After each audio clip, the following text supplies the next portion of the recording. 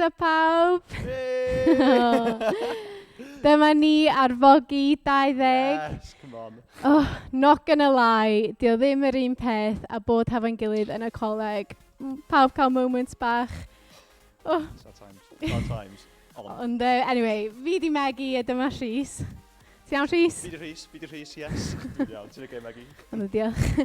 So, gan bod ni ddim hefo'n gilydd, the next best thing ydy'r comment section. So, da ni hefo'n ffonau ni i gallu siarad efo chi. A mae lot o'n chi di ymuno, sy'n really nice. Mae few di ymuno. Gen ni, dwi wedi cael Ariel a Judith y holl ffordd o Patagonia di joinio ni. Mae'n eitha cool. Gen ni Rhiannon.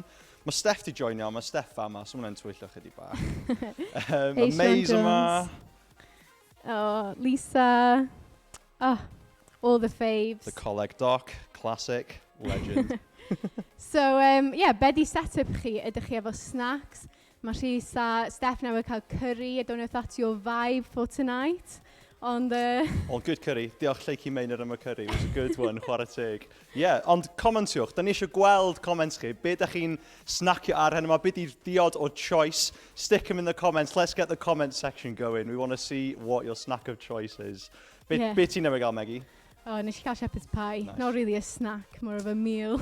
Respectable. Ond, pwy di Arfogi best i chi? Cyd fel arfer, da ni'n defnyddio'r weekend yma i cael massive catch-up a gweddio dros ein gilydd. So, eich ydych chi'n gallu meddwl am pwy ydi Arfogi best i chi. Anfonwch text i nhw i deithio nhw i ymuno ni heno. Cos hynna'n really nice cael nhw. Definitely. Send them a message, get them over here. We want to see them over here. And we're so glad to be together. We're so glad that you've joined us and that we get to spend this evening together. And we're really expectant just to see how the Lord is going to use this evening, how he's going to be at work tonight. So da ni mor just cyffroes, mae gymaint o anogaeth gallu bod efo'n gilydd, da ni'n disgwyl gar i weld sut mae Duw yn mynd i siarad efo ni, a sut mae o'n mynd i fod yn symud yn colonnau ni heno yma. Nice.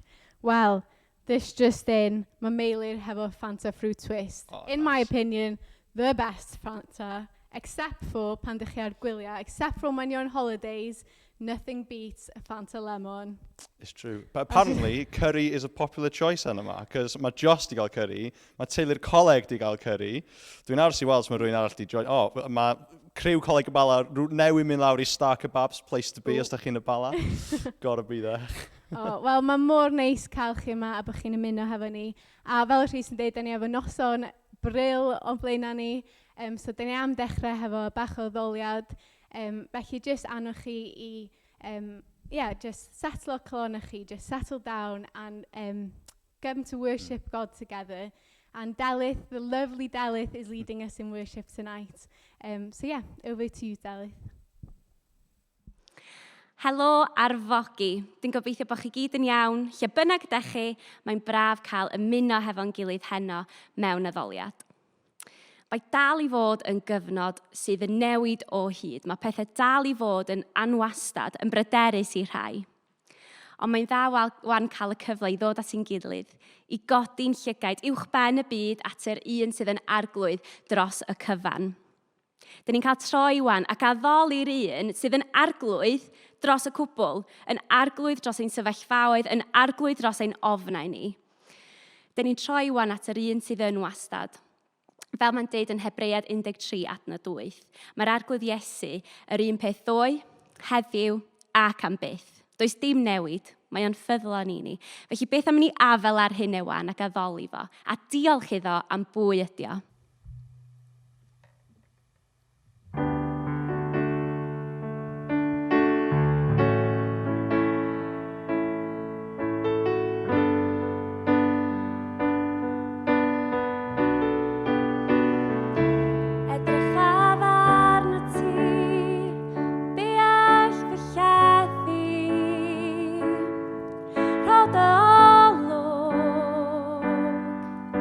I weled fel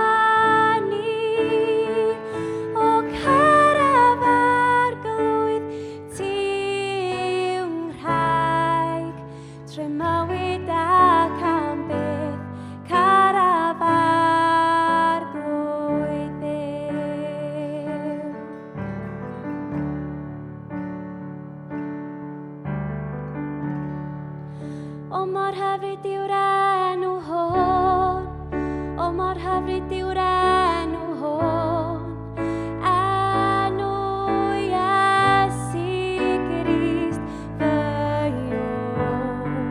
O mor hyfryd yw'r enw hwn, does dim ai debyg ef. O mor hyfryd yw'r enw hwn, enw Iesu.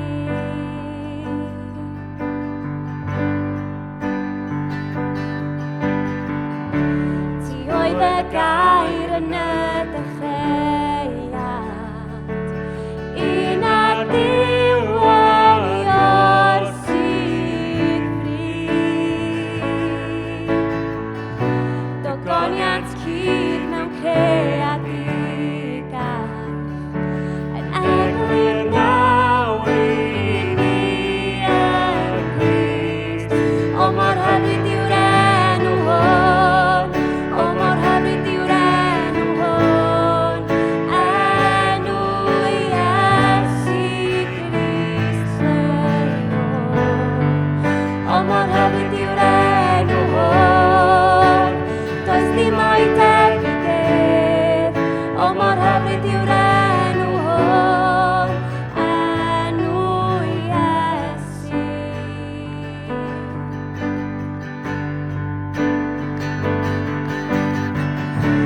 Ti ddim mewn nefoedd heb ein cwmni, a Iesu ddaeth i lawr ar neb.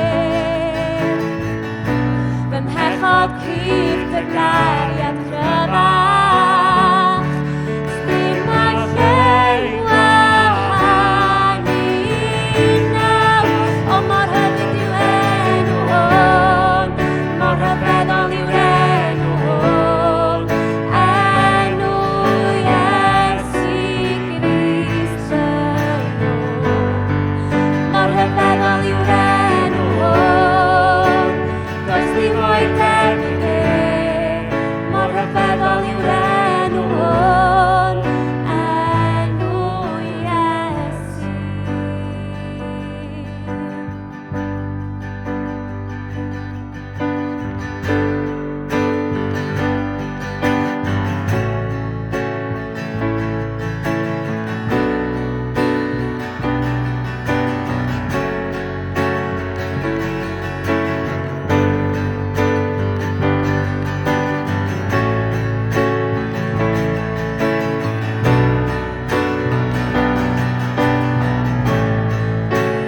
Edrychais dangau, y llen gaf ei rwygo, mae pechod ac ymthos bydd yn byd.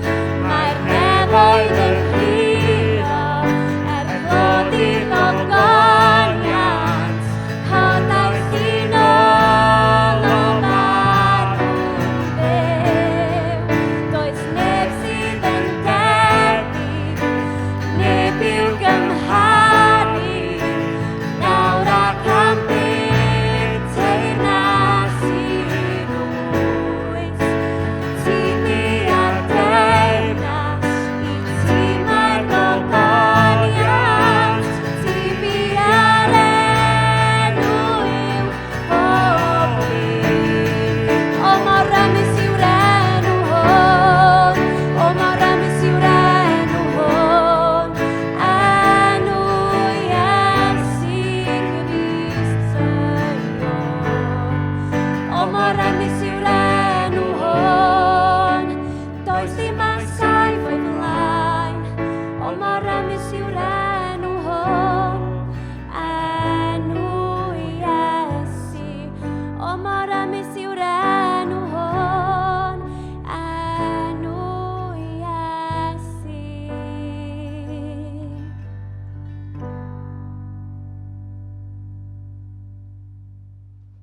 Diolch Arglwydd, bod 'na ddim un enw sydd yn fwy na ti.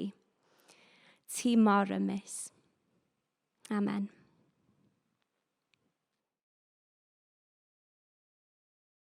Wel, pawb, mae gennym ni Lydia Power yn ymuno hefo fi rwan.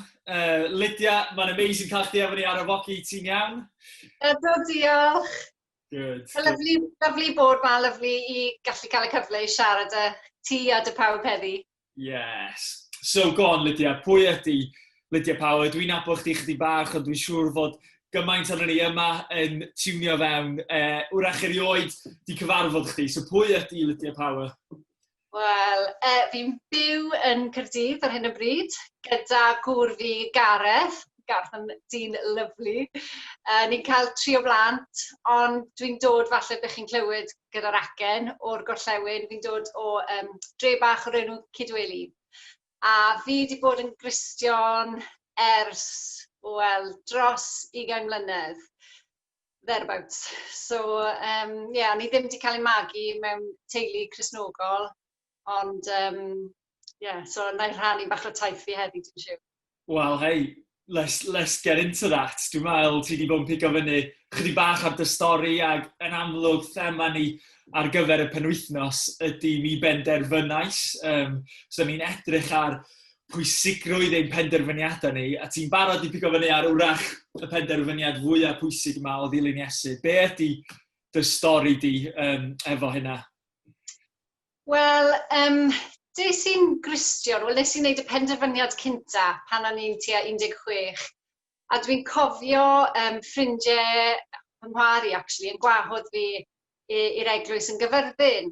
Ac i fod yn hollol onest â chi, o'n i ddim eisiau mynd, ac o'n i ddim eisiau bod na. Ond nes i dweud i bod yn cwrtais, ac i nhw, really, mwy na i fi. A fi'n cofio eistedd yn cefn yr adeilad, yn gwrando i'r boi ma yn y ffrynt yn siarad, y pregethwr ar y dydd ar y noson. A just yn teimlo, dim diddordeb dy fi, sa'n moyn clywed. Chymryd ar y pryd, pan o'n i yn fy arddegau, oedd calon fi eitha galed i fod yn onest.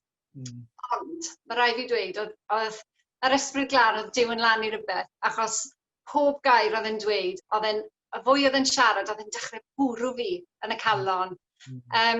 Ac i fod yn onest, allai siarad trwy'r dydd am y stori na, yn cadw fe'n fyr. Nes i wneud y penderfyniad y noson na, ond i ddim yn bwriadu, oedd ddim cynllun dy fi, fel o'n i'n gweud, o'n i ddim rili eisiau bod na, ond oedd yr ysbryd glân di wneud rhywbeth yn calon fi. A pan nathon nhw rhoi gwahoddiad i'r bobl i dod i'r ffrynt a gweddio gyda nhw, nes i ffindio fy hunan yn codi a cerdded i'r ffrynt, oedd hwnna'n gwirth ei hunan. A hwnna oedd y tro cynta nes i wneud penderfyniad bod o'n i moyn Iesu yn bod rhan o fy mywyd i. Allai mynd lan, i fod yn onest, fast forward wedyn pan o'n i yn prifysgol. Ar ôl, actually, y noson na, oedd ddim lot wedi newid yn bywyd fi, achos oedd y ffrindiau wedi gwahodd fi y noson na, wnaethon nhw symud i ffwrdd. So o'n i ddim yn cael ffrindiau yn yr eglwys, o'n i ddim yn gwybod beth i wneud. So nes i cario ymlaen, byw bywyd fy hun, ffordd fi, yn gwneud penderfyniadau sy'n siwto fi, ddim i Iesu. Nes pan o'n i yn prifysgol, a wedyn dechrau'r ail blwyddyn yn prifysgol, o'n i wedi dechrau ware pêl-drod, gyda llaw fi ffili ware pêl-drod. O'n i wedi dechrau. O'n i hefyd wedi gwneud cwpl o ffrindiau yn yr undeb Cristnogol yn y prifysgol. Ac o'n i wedi mynd i cyfarfod gyda nhw i ddechrau off yn noson, a wedyn syth mas fel o'n i wedi plano i cwrdd y ffrindiau pêl-drod. Achos yr wythnos cynta nôl yn y prifysgol, oedd fel initiations yn mynd mlaen. Ac o'n nhw'n dweud i fi, come on Lydia, chymod, down the drink, o'n nhw gyd o gwmpas fi yn clapo. O'n i'n dal y drink ma, a fi'n cofio edrych draw ochr arall y stafell a gweld ffrindiau o undeb Cristnogol. Ac o'n nhw ddim wedi gweld fi, ond oedd yn just digon i Dduw i roi conviction i calon fi, meddwl, fi'n byw 2 bywyd fan hyn.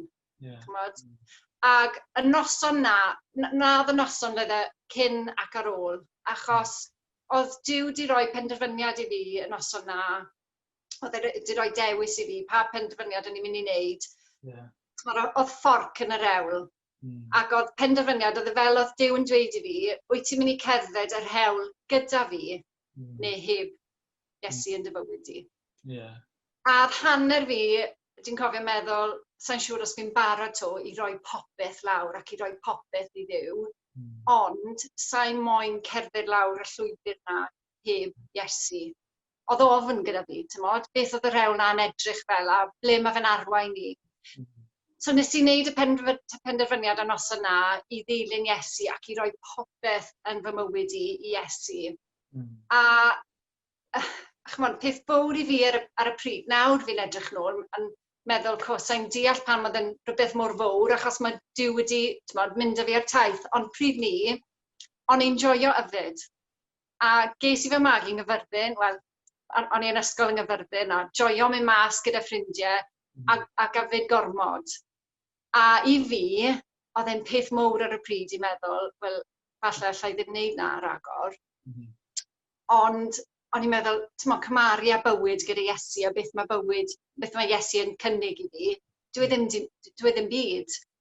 So nes i wneud penderfyniad y noson na i dilyn Iesu, i roi bywyd fi i Iesu, ac nes i actually stopa yfyd am bit, just achos o'n i ddim moyn y temptation am bywyd fi. So fi'n teimlo heddi i rhannu'r stori na, achos fi'n teimlo fel i twlu challenge mas o bobl. Os mae Duw yn dod i ti ar y taith le mae fforc yn y rewl, falle fel fi, falle bod yn rhywbeth fel alcohol, falle bod yn rhywbeth debyg, falle bod yn perthynas, falle bod yn grŵp o ffrindiau chi wedi dechrau hongen mas gyda, falle bod yn pethau chi wedi dechrau gwylio ar y we. Falle mae Duw yn dod â chi mewn fforc yn y rewl heddi, le mae'n dweud pa ochr ti'n mynd i dewis, pa penderfyniad ti'n mynd i wneud. Wyt ti'n mynd i dilyn Iesu, neu wyt ti'n mynd i mynd ffordd dy hun. A na gyd allai dweud, dwi ddim yn dyfaru y penderfyniad na o gwbl. Amazing. Diolch Lydia. Wel, hei, jyst wrth i ni gloi rwan, sy'n ni wrth y modd jyst clywed chydig bach gan chdi ar y thema yma ti wedi bod yn sôn amdano fo'n barod o dewisiadau a byw bywydau o resolve a intentionality. Sa chdi wrach gallu jyst sôn amdan rhywbeth sy'n helpu chdi i fyw dy fywyd yn intentional heddiw yn y byd, da ni'n byw yn di, rhywbeth sy'n ni'n gallu dwy'n am wrach ymarfer ein hunain yn ein bywydau ni hefyd? Bendant.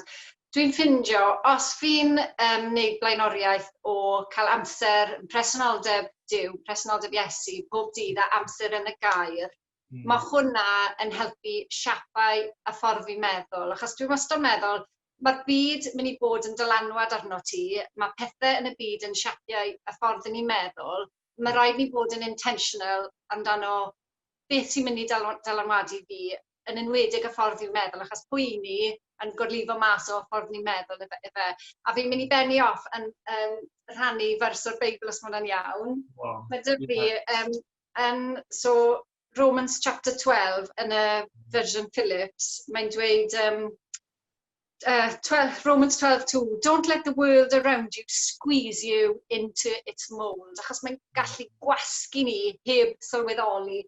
Ac yn y message version, Romans 12:1 and 2, so here's what I want you to do, God helping you, take your everyday, ordinary life, your sleeping, eating, going to work and walking around life, and place it before God as an offering.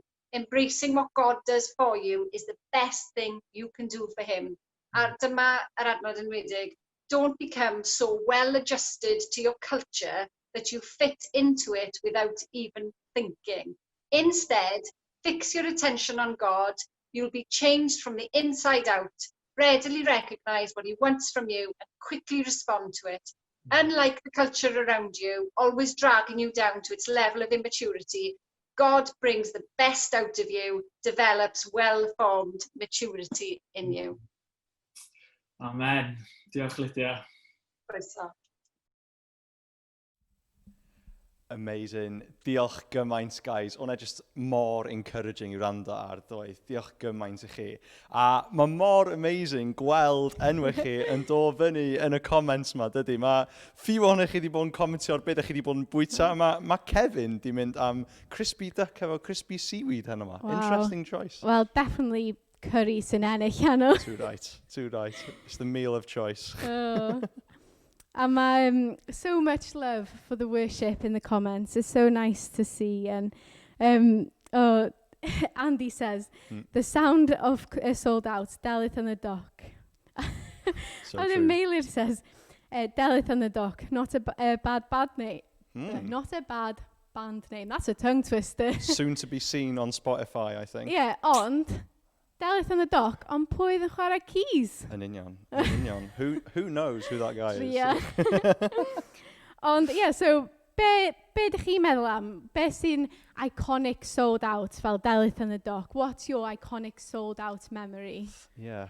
Oh, that's a tricky one. I think, first thing I think about, dwi'n meddwl fel pan dwi'n cyrraedd sold out, dwi'n just yn meddwl am fel the classic light bulb video pan ydych chi'n mynd mewn i'r sesiwn gynta, the big countdown. That's probably fel y peth cynta dwi'n sylwi fan, yes, this is sold out. This All is the the place to be. feels, all the feels. Be am ti, Meggie? Oh gosh. Rhaid ti ar y spot yma. Yeah, di go. Mae jyst neis pan ti'n gweld pawb, a mae pawb yn gwenu, a dwi'n just more excited, a ti'n gwybod pwy siarad i gynta, a pawb yn cael yn barod hefo paned a eistedd lawr. Oh, good moment. Yeah, bisgedi bach in the little packet. You know, that's iconic for sold out for me as well, dwi'n meddwl. Well, diolch gymaint Lydia a Joss, a I could listen to Lydia all day. Thank you so much. A ti mor iawn, sdim byd i dyfaru pan da ni'n penderfynu dilyn Iesu. Oh, 100%. And yeah, it was just amazing seeing how that decision had just changed Lydia's life. Thank you so much for sharing that. And yeah, we're going to be carrying on now to hear from Pete Winter. Might be a new face, falle gwyneb newydd I rai ohono ni. Mae Pete yn gweinidog yn HDB yn Llundain, a mae gen i fo just calon dros gweld rhai ifanc fel ni yn byw dros Iesu and byw I Duw. So we're really grateful to Pete for joining us. We're really expectant to see how God's going to use him in this time right now. Yeah, so just eisiau gwahodd chi unwaith eto I pwyso mewn i'r arglwydd. Yes, over to you, Pete. Well, it is such a privilege to join you Equip today, and I'm really excited to be part of your day, even in just this small part, because I've heard great news of all the work that's gone on through Equip, sold out, that whole thing that's been going on in Wales for a number of years, and I've wanted to come and see what's happening. And I've never quite made it. But here, by the wonders of modern technology, I can join you. So there are very few advantages to a global pandemic, but one of them is that we can do some stuff online. And so I get to be a small part of this day. So thank you for having me. And Meryl, who I've met a number of times over the years, I know Andy and Charlotte as well. Meryl asked me to speak for a few moments on how can we live an intentional and distinctive life in such a challenging time, in such a challenging season. What does it look like for us to live an intentional and distinctive life? And so I want to just deal with those two things immediately, intentional and distinctive, and just look at those two words and actually ask the question, how do we live that? What does that look like? And I hope that these few ideas will help you in the right direction. The first thing then is intentional. How do we live an intentional life in a time when it's been so disrupted and so difficult? And I know for all of us, in different ways, it's been a really challenging 2020, not anything we would have expected. And we've had to adjust time and time again. And it's been difficult sometimes to be intentional, partly because we feel buffeted around by the latest news. We feel pushed by the latest update around coronavirus that is, dominated all our political, our economic, all our social conversation. It's just been totally there. And it's almost like this thing has sought to control us. And so it's very difficult to then think, what does it look like for me to be intentional? Well, first thing I want to say is this, that so often when things happen that are surprising or difficult, we can see them as interruptions. But I want to invite you to see them as an invitation. So is it an interruption or is it an invitation? And the invitation is simply this. God is at work in the world. He's in the midst of all that's going on.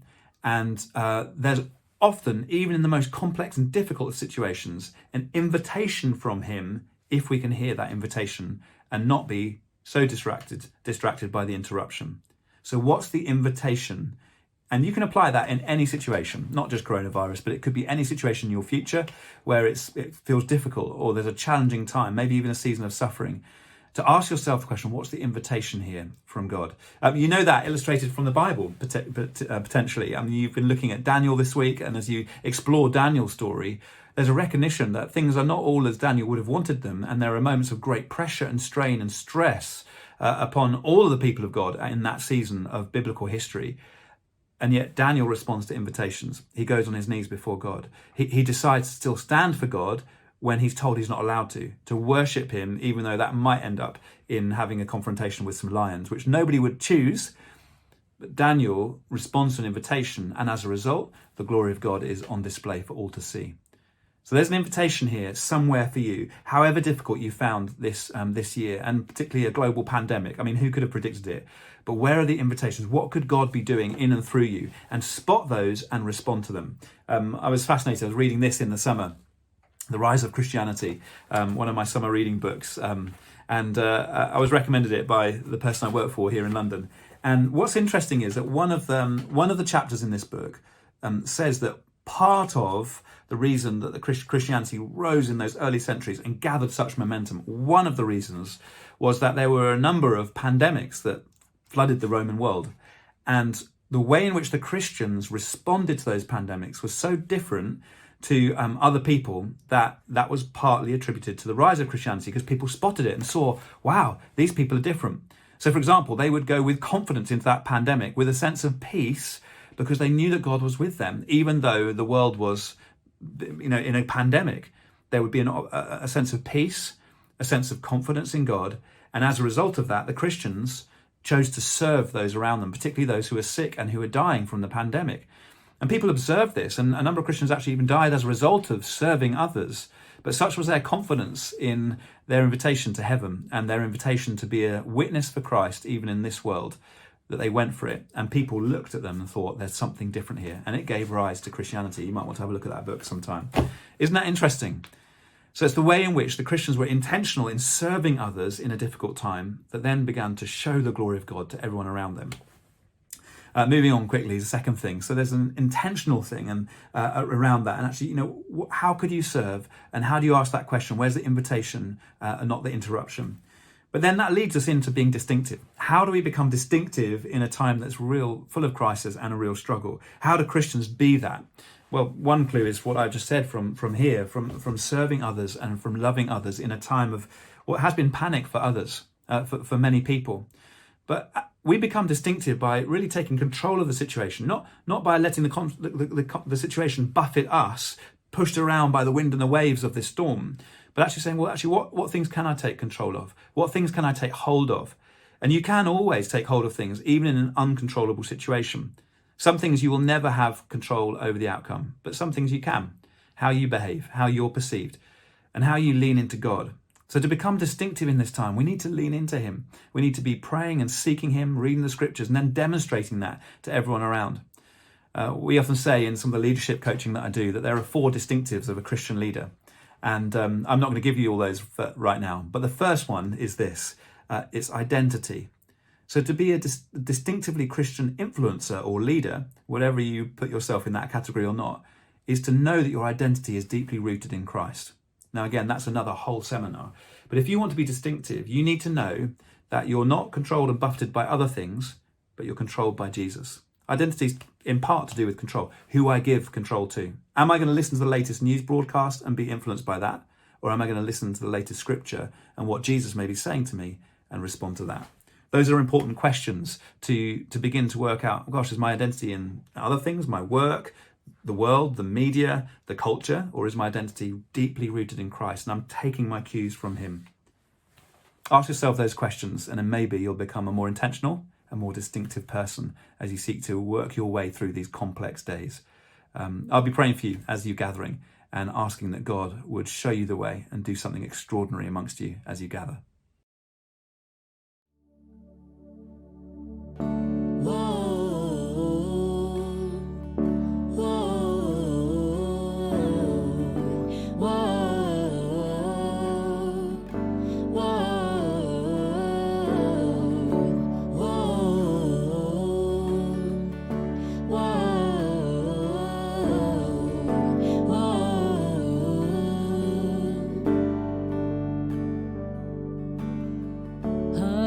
Sydd gen i nawr i fyw Daw o ffyddlonde pyr fy niw Mewn stormau tawel fan Da ddewid ar y lan Ymddiried wyf yng ngrym dy air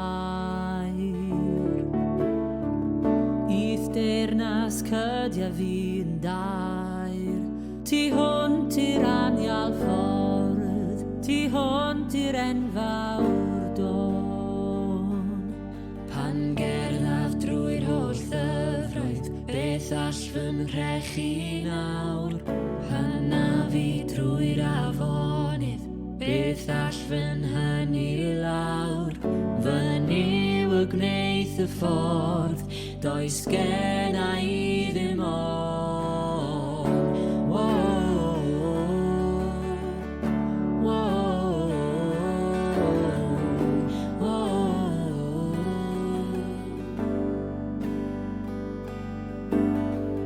Tragwyddol da ddiwydion sydd yn digwydd am dy amser di. Ni fi galonaf mwy, codaf yn wyl ofri. A chychwyn canu mewn i'r nos. Yr hael sy'n codi sain fy nghlod, yr hyfel sydd I ti, gorffennwyd yw y cri. Pan gerddaf drwy'r holl ddyfroedd, beth all fy nhrechu nawr? Pan a fi drwy'r afonydd, beth all fy nhynnu lawr? Fy niw y gwneith y ffordd, does genna I ddim ofn. Wrth gerdded trwy y fflamau, ni losgaf yn y tân. Safaf o flaen y cewri, bydd I goliw fy nhan. Fy niw y gwneith y ffordd, does genna I ddim ofn. Tu ôl ac o'n blaen I, wrth ochr wyt ti mewn dyffryn, mewn cysgod. Rwyt ti'n fy nghanfod, does genna I ddim ofn. Tu ôl ac o'n blaen I, wrth ochr wyt ti mewn dyffryn, mewn cysgod. Rwyt ti'n fy nghanfod, does genna I ddim ofn. Does genna I ddim ofn. Pan gerddaf drwy'r holl ddyfroedd, beth all fy nhrechu nawr? Pan a fi drwy'r afonydd, beth all fy nhynnu lawr? Fy niw y gwneith y ffordd, does genna I ddim ofn. Wrth gerdded trwy y fflamau, ni losgaf yn y tân. Safaf o flaen y cewri, bydd I goliw fy mhan. Fy niw y gwneith y ffordd, does genna I ddim ofn. Fy niw y gwneith y ffordd, does genna I ddim ofn. Does genna I ddim ofn. Does genna I ddim ofn. Tu ôl ac o'n blaen I, wrth ochr wyt ti mewn dyffryn, mewn cysgod. Rwyt ti'n fy nghanfod, does genna I ddim ofn. Does genna I ddim ofn.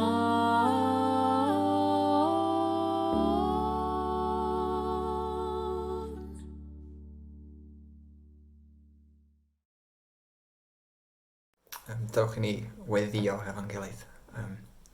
O Dduw, dwi'n diolch I ti bod ni'n cael just cyfle I ddod at yn gilydd unwaith eto. Mae'n teimlo fel cyfnod rhyfedd, cyfnod ansicr, a cyfnod lle da ni'n methu pobl a methu cyfarod efo'n pobl mewn person. A da ni'n diolch I ti bod ni'n medru gwneud rhywbeth fel da ni'n neud heno, just I gael cyd-addoli, cael edrych ar dair di, cael myfyrio ar dair di. Diolch I ti bod chdi'n Dduw sydd yr un peth heddiw ac oedd ati blwyddyn yn ôl cyn i ni hyd yn oed clywed am coronavirus 2000 yn ôl, a mi fyddi di'r un peth fory a mewn can mlynedd a blynyddoedd sydd i ddod. Mae hwnna'n rhywbeth sydd mor arbennig bod ti'n dduw sydd yn gyson, a da ni'n medru pwysio na ti sy'n be di y sefyllfa sydd o'n cwmpas ni, a da ni'n byw mewn cyfnod ansicr, da ni'n byw mewn cyfnod lle mae yna lot o benderfyniadau a lot o ddewisiadau da ni'n angen cael wneud, a da ni'n diolch ti bod ni'n cael y fraint o dy ddilyn di, bod ni'n cael y fraint o droi at y ti, bod ti wedi rhoi gwahoddiad i bob un ohono ni i ddod yn rhan o dy deyrnas di, a da ni'n diolch bod ni'n cael y fraint o wneud hynna, cael y fraint wedyn o rannu'r neges yna. Mae'n gallu bod yn heriol, ond mae pobl yn chwilio am gobaith ar hyn o bryd, a da ni'n diolch bod ni'n dod at Duw cariad a Duw gobaith, a dyna di'r Duw da ni'n addoli. Diolch ti am gobaith sydd yn cael ei brynu rili gan Iesu ar y groes, trwy aberth ar y groes drosto ni.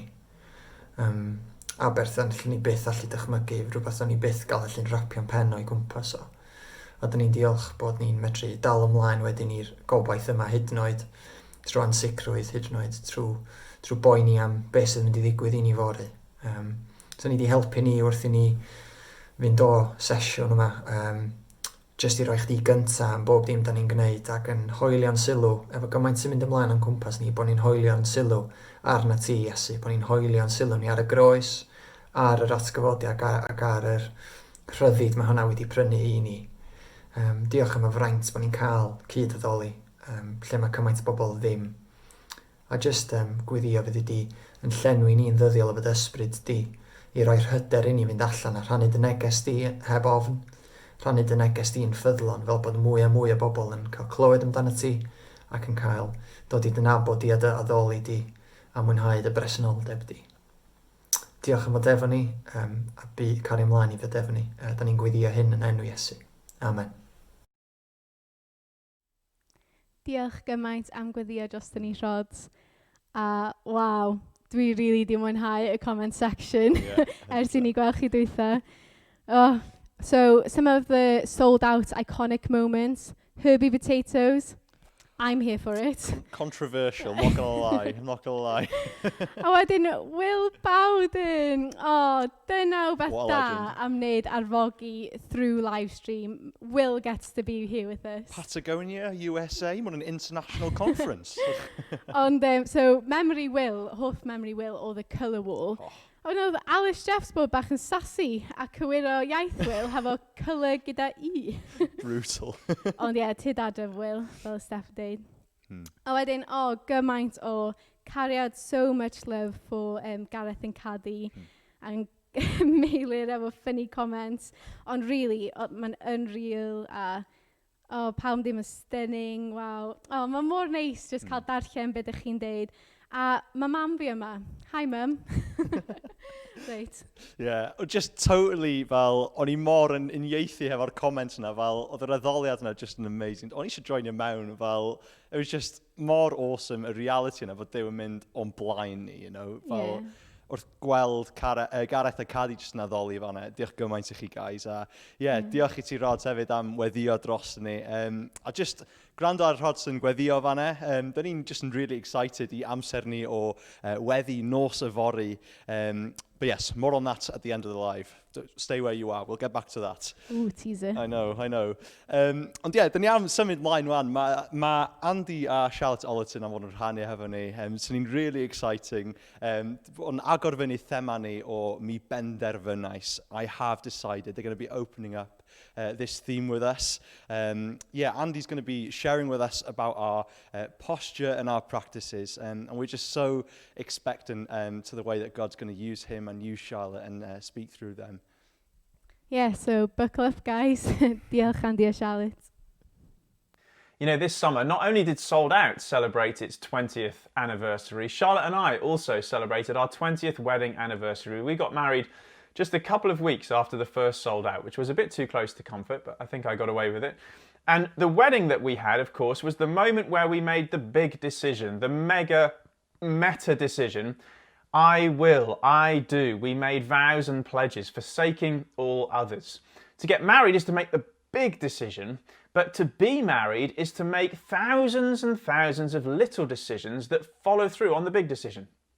Deciding to spend time together, deciding not to be unfaithful to each other, deciding to load the dishwasher and be useful around the home. Apparently I'm needing to do a bit more of that. But the whole point is the big decision must have a follow through of thousands of little decisions. That's what it means to be a Christian. We make the big decision. I hope you've made it. I have decided to follow Jesus Christ, forsaking all others. But then we follow through on that big decision with thousands of little decisions, spending time with him, being faithful and loyal to him, practically demonstrating his love on mission in the world. This is what it means to be a disciple of Jesus here in Wales. It is to make the big decision and to follow it through with thousands of little decisions. That's always been the kind of person that's brought transformation to this nation. I've been reading a biography of Howell Harris, the 18th century revivalist and leader of early Methodism here in Wales, and in that it was interesting how this big decision and then the little decisions kicked in. In Llangasti Church, he made the big decision just near Brecon, where he says in his journal afterwards, "I was made willing," he wrote, "by the Lord, and I decided for Jesus Christ to bid adieu, to bid goodbye to all things temporal and to choose the Lord for my portion." He made that big decision.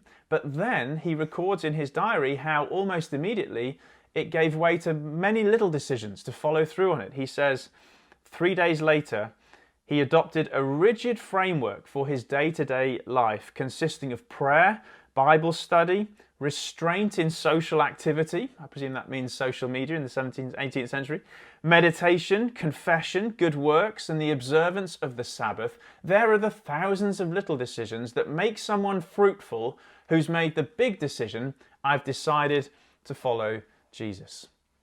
I want to urge us as disciples and leaders in Wales, we need to make the big decision and we need to daily follow through on it with thousands of little decisions that bring self-leadership.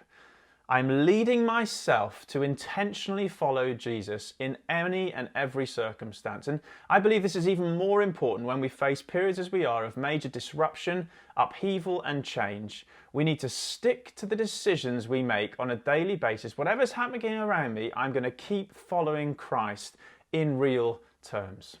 Well, I want to bring a message on Daniel, as well as reading that book on Howell Harris. I've been writing a book on the Bible, which may be worth a read. See what you're getting for Christmas. And in this, there's a chapter on Daniel. And I want to unpack some of that content for us in this session to inspire us to live well in an age and a period of disruption. Daniel in the 6th century BC, Old Testament. Daniel was born and raised in Jerusalem, a very safe and protected spiritual environment where God and the Hebrew scriptures were the center of gravity. But then the Babylonians destroyed Jerusalem, invaded the land, and they took initially the elite, the gifted and talented, like Daniel, and they took them out of Jerusalem and they made them exiles to live in Babylon, a foreign land. Now, for Daniel, what a traumatic experience that must have been. You're raised in the safety of Jerusalem, and suddenly, at a young age, a teenager, he's ripped out of his family home, and he becomes a foreigner, disorientated in a foreign land. He must have felt like he'd been kidnapped all of a sudden and snatched away. By the way, I remember being kidnapped myself in a rather traumatic incident in Bala, actually. I was suddenly attacked by about 7 men who stripped me down to my boxer shorts, threw me in the back of a minibus blindfolded and drove me into the middle of nowhere where they left me abandoned, tied to a tree to fend for myself. That was my stag do, also just over 20 years ago. Those so-called friends thought that would prepare me for marriage in some way.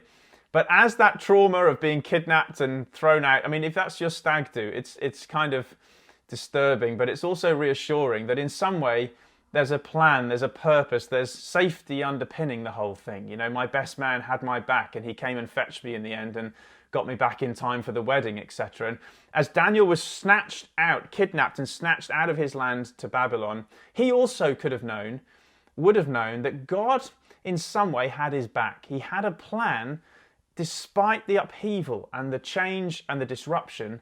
God was in some way in this, working his good purpose through it. And I want to say that's true for us, despite the challenges and the disruption we're facing. You know, COVID-19 and the challenges our world faces, these things are ultimately not outside of the sovereignty of God. You know, theologians distinguish often between the two wills of God, his antecedent will, that is his, if you like, his perfect and prior will, and then his permissive will, what he allows to happen in a broken world, what God wants to happen and what he allows to happen. I don't believe God wants COVID-19 or these things to happen, but he does allow these things to happen, and in some way he works through them. And we see this in Daniel chapter 1 and verse 2, where we simply read, "And the Lord delivered Jehoiakim, king of Judah, into the hands of Nebuchadnezzar, king of Babylon." Notice that. It wasn't just that Nebuchadnezzar was too strong. The Lord delivered King Jehoiakim, Israel's king, into his hand. In some way, God was at work through these traumatic circumstances.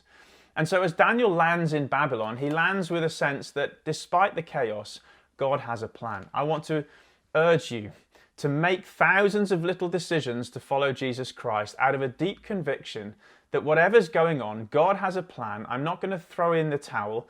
I'm not going to give in to compromise. I'm not going to live a lazy, procrastinating, hesitant kind of life. I'm going to live a life of thousands of daily decisions that step forwards confident in God. Well, how do we do this? How did Daniel do this? Well, I want to highlight two things. He adopted a certain posture of spiritual defiance, and he adopted some practices, spiritual disciplines. So a posture and then the practices. Let's look at those in turn. Firstly, Daniel adopted a certain posture, a posture of spiritual defiance. Now, it's a little bit more complex than that, because as I say spiritual defiance, you might think that when he arrived in Babylon, he just kicked off and refused to cooperate. Actually, that's not the case. Daniel arrived in Babylon, and the Babylonians began to try and retrain him out of his Hebrew Israelite commitments to basically eradicate his identity. So he no longer felt that he was an Israelite, but he became effectively a Babylonian. You know, they put him through a program that included changing his name.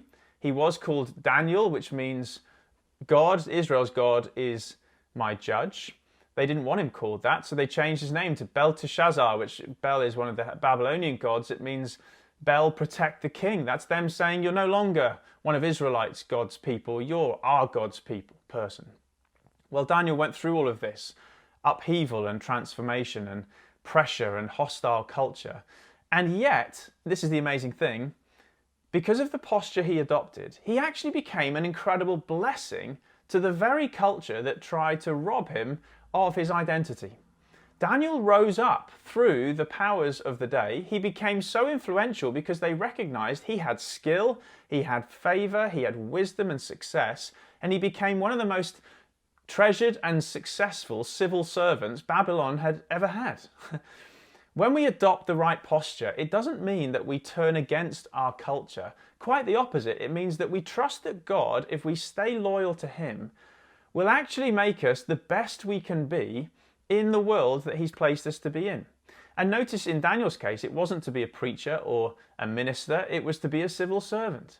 If God's called you to be a teacher, a lawyer, a plumber, a dentist, a stay-at-home parent, a nurse, whatever God's called you to, he can empower you to be the best you can be so that you become a great blessing to this fallen world in which we live. You become part of God's redemptive kingdom purpose to bring transformation here in this nation, in our communities. That's what happened with Daniel. But the key to this, the absolute key was this.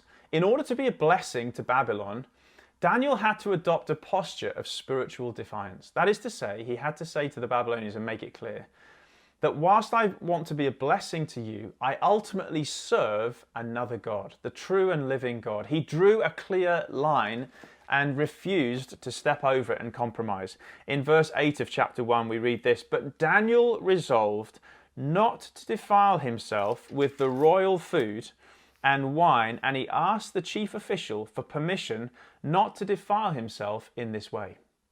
There was something about the food served from the king's table, possibly that the meat had been sacrificed to idols, we don't exactly know, but Daniel knew that to eat that food was to cross a line, was in some way to buy into the spiritual the spiritual powers of Babylon, and he refused to do it. He drew a line and said, I've accepted the name you've given me. I'm not trying to be difficult. I'm doing the very best job I possibly can, but I will not compromise my spiritual allegiance to God. If we are to be those who bring God's blessing into this fallen world, it starts with adopting a posture of spiritual defiance. And notice that Daniel went public as he did this. All of his peers would have noticed that his diet was changing, and in fact he brought change to their diet too. It had public consequences to be known as one of God's people. We can't hide. Guys and girls, we cannot afford to hide. This is no time for hiding. We must be public and clear that in order to be a blessing to our workplace, our communities, we are drawing lines and saying, in order to be that blessing, our ultimate allegiance is to Jesus Christ. I have decided to follow Jesus, and I will follow through on that with thousands of little decisions that put him first. Now, what does this look like in practice? You may be wondering. What does it look like to adopt this posture that brings blessing to the culture precisely by living with a sense of spiritual defiance and allegiance to God?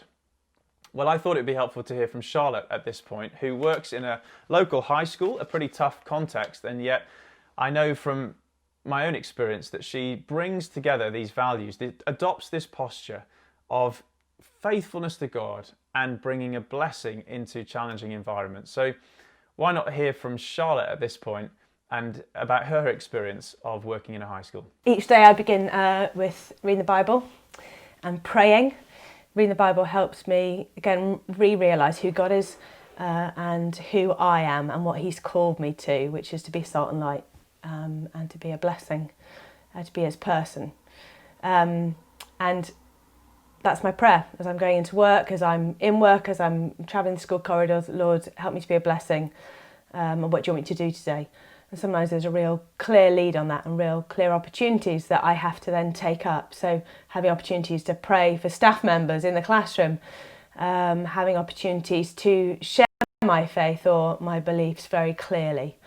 Sometimes the material we read with the kids provokes questions. Ghosts and stuff like that is a clear favourite, and I've been able to share that as a Christian. I feel there is a dark side, and that's really dangerous, and that's provoked conversation and been able to share, the fact that I am a Christian, and people know that I am. It's interesting coming back from COVID lockdown. One of the team chased me down on the first day and said, "You're a Christian, aren't you? I've heard you're a Christian." Is God real? I want to read the Bible. Can you help me explain it a bit more? And I've been able to give her Annie's book, invited her and other team members to come and join our virtual services online, and I've been able to pray for other team members. I've also just realised that kindness is lacking, consideration, being conscientious, doing work to the best of my ability. I really try and do that. And at school, where there's sometimes a prevailing culture of negativity and gossip, again, I just am known for being kind and not being nasty. The Christmas party, I wasn't drunk. I just drew a line and said that's not something I do, and had a chance to be different, and that begged questions in people. I think as well with friends outside of school and work, got some girls that I go running with, and just looking for opportunities to share my faith there. And a few weeks ago felt very challenged to ask if I could pray and pray for healing for one of the women who was having a lot of problems with her hip, and had opportunity to share about God and how he's a God that heals, and ask for permission to pray. But it's being intentional, it's drawing lines, it's saying, I'm here and available, Lord, use me. I want to see your kingdom come, I want to be different. Back to Andy. Well, thanks, Charlotte. That was fantastic. We need to adopt a posture of blessing our world precisely by adopting this spiritual defiance that says, I'm making a choice to follow Jesus, and I will live that out in the way I conduct myself in the world. Daniel adopted a posture, spiritual defiance, but also practices spiritual disciplines. In Daniel chapter 6, These get him in trouble. Daniel had a spiritual practice. In exile, where there's a hostile culture, in order to sustain his faith, he prayed 3 times a day. He pulled away from his work and dedicated himself to God on 3 occasions through every day. Now, he had a busy job. He was a very successful, high-flying civil servant. But clearly Daniel believed that unless he led himself, self-leadership, holiness, discipline, unless he built this into his life, he would not be able to stay faithful to God in the pressures of life in exile in Babylon. You know, I believe this is so true for us as well. We make the big decision to follow Jesus. We follow through with thousands of little decisions, daily disciplines that say, for me to live for Christ means I need to sustain that confidence by spiritual disciplines. We're in exile now. You know, we're in a culture. We're not living in Jerusalem. Just as Daniel was born in Jerusalem but then moved and relocated, you know, our culture has moved away from being warm to the Judeo-Christian worldview. It's not easy to be a Christian today. Barna did some research and they concluded with this nice little phrase that now we are in digital Babylon. Daniel lived in ancient Babylon. We live in digital Babylon. We're also exiles away from home. And if you're going to win away from home, you've got to be disciplined. Well, in Daniel chapter 6, this gets Daniel into a lot of trouble. The king passes an edict that anyone praying to another god will be thrown into a den of lions. This is the infamous story of Daniel in the lion's den, because when Daniel heard that decree had been passed, guess what he did? Daniel chapter 6. Now, when Daniel learned that the decree had been published, he went home to his upstairs room where the window opened towards Jerusalem. 3 times a day, he got down on his knees and prayed, giving thanks to his God, just as he had done before. I love that phrase, just as he had done before. Whatever challenges came, whatever disruption and change came Daniel's way, he just did what he'd always done. He prayed 3 times a day. The spiritual disciplines were so ingrained that even when he faced tremendous challenge, they didn't give way, just as he had done before. Daniel resolved, I have decided. This is the kind of life that breaks through and is fruitful even in exile. Now, as you know, the story goes, Daniel did get thrown in the den of lions and God rescued him from it and he lived to tell the tale. But the principle holds that if we are to flourish in exile, if we are to be those who work out our big decision to follow Jesus, we are going to need to build in spiritual disciplines. I'm talking here about things like scripture and prayer on a daily basis. I'm talking about, well, I like to fast and pray on a weekly basis, telling my body that it's not my master and there are bigger things to fight for than just my own personal comforts. Then there's disciplines like giving financially to the Lord's work and meeting with other believers in worship and acting in mission and social action and taking times of solitude and retreat and Sabbath as a day of rest from work. You know, these disciplines sustain us when we're in challenging circumstances. Daniel did just as he had done before. We need to establish the kind of life that just does what we've always done. We are prayerful, we are in scripture, we are disciplined disciples of Jesus Christ. Now, I know, as Daniel faced in chapter 1, when he drew the line, the courtier, the king's official, became concerned that if Daniel did things God's way, he would suffer. And this is where spiritual disciplines, you know, they're a step of faith, because it's basically saying, I believe God's way will actually mean I prosper, not suffer, but I'm going to have to prove that by the decisions I make. I know for myself when I was at university, I can remember having to exercise faith to take a Sabbath day of rest, especially during exam period, to step out of the books and revision and just say, no, God, I'm going to do things your way. 6 days I'll work hard. I'm going to have a day off. Is that going to mean detrimental? Actually, no, I prospered in my work because I did things God's way. It is a step of faith. I remember then when we were leading a church and we didn't have any money and thinking, do we really still give 10% of our money away? Step of faith. God always provides. It was a journey of generosity and it did us good. And now in life where things are busy, you think, have I really got time just to pull away for solitude and scripture and prayer? You've got to put your faith in the fact that when you do it God's way, He will prosper you. And therefore, spiritual disciplines follow through on the posture. The posture of spiritual defiance then needs the practices of spiritual disciplines that put God first. Making these small decisions adds up to a big impact. I love a book. I quoted it in the book that I've written. I quoted another book called Atomic Habits by James Clear. And in that book, James Clear says this: every action you take is a vote for the type of person you wish to become. No single instance will transform your beliefs, but as the votes build up, so does the evidence of your new identity.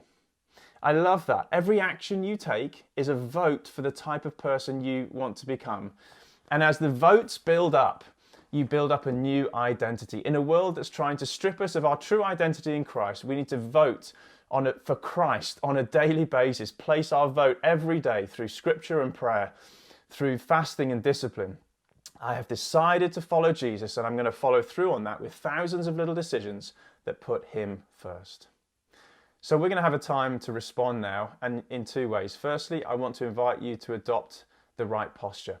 Maybe as you have a moment of response, why not kneel and just lift your hands to the Lord and surrender your life to him again, that you will dedicate your life to Jesus Christ and following him. That's the big decision.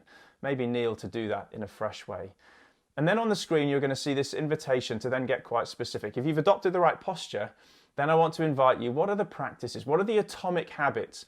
What are the votes that you need to cast in a new way on a daily basis? Maybe it's recommitting to scripture and prayer. Maybe it's recommitting to church or to giving financially or to a Sabbath rest. What is the spiritual practice? Maybe name one before the Lord on your knees now in a response moment that dedicates your life to the Lord. I have decided to follow Jesus. Daniel resolved to follow God. What is your decision today? Make that your posture and your practice before Jesus in a time of response that we're going to have right now.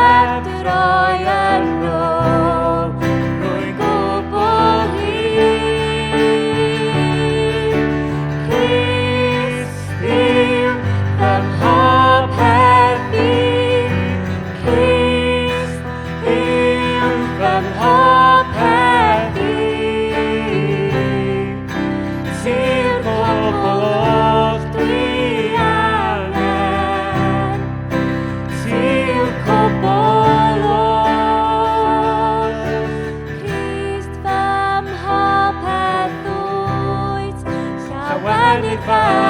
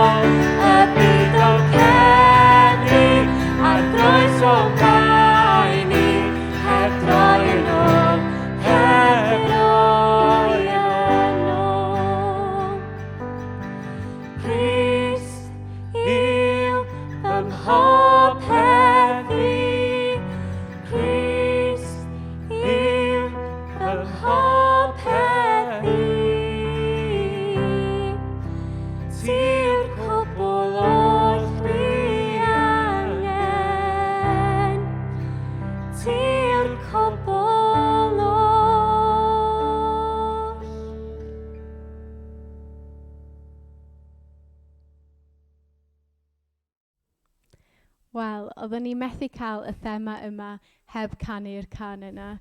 Diolch gymaint Delyth, a diolch Andy, thank you so much Andy for sharing with us. A diolch i chi gyd am rhannu yn y comments am Benneth anwch chi. Thank you for sharing what encouraged you and challenged you. What did you think of tonight, Rhys? It was just so good, wasn't it? Mor dda clywed gan pawb sydd wedi bod yn rhannu hefo ni, pawb sydd wedi bod yn siarad hefo ni, pawb sydd wedi bod yn arwain y mal. Diolch gymaint i chi gyd, just more encouraging. A diolch am tuning mewn there. Thank you so much for tuning in, for joining us tonight. It's been so good to, as Maggie was saying, to see you coming up in the comments. It's been so good to join in together, isn't it? Mae calon fi mor llawn. Ond edrych ymlaen hefyd i fod yn yr un ystafell. Mae wedi bod yn braf, ond edrych ymlaen. A di o ddim yn amser gwely eto. Os ydych chi'n falle dozio off, go and grab a coffee. It's not time to go to bed yet. Mae gen ni cyfle i gael y big catch-up dros Zoom wan. Gweddio mewn grwpiau bach. Dwi'n edrych ymlaen. So os ydych chi dros 18, mae yna code yn y comments neu siŵr bydd yna post ar y Facebook. Ond ni'n dechrau mewn bach yn yr fel few minutes nesaf. So grabiwch paned a joinwch ni ar Zoom.